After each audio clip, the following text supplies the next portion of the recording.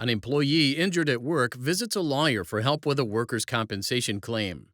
What's the lawyer's obligation to the employee with respect to other potential claims the employee doesn't ask about? That's the question in Nichols versus Keller. Warren Nichols was a boilermaker employed by Zurn Industries.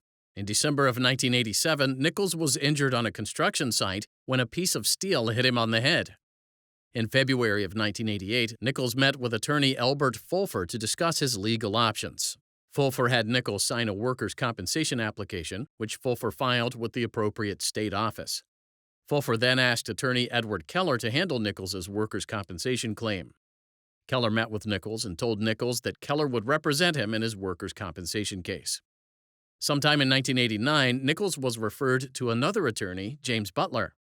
When he met with Butler, Nichols learned for the first time that he could have filed a third-party personal injury claim based on his injuries, but that the statute of limitations had passed. Nichols sued Keller and Fulfer, whom we'll collectively call Keller, alleging that Keller had committed legal malpractice by failing to tell him about the possibility of a third-party claim and the applicable statute of limitations. Keller moved for summary judgment, arguing that the attorney-client relationship between Keller and Nichols was limited to the workers' compensation claim and that Keller owed Nichols no duty to advise him about other potential claims. Keller also maintained that Nichols couldn't prove he'd ever had a viable third-party claim. The trial court granted summary judgment for Keller, and Nichols appealed to the California Court of Appeal.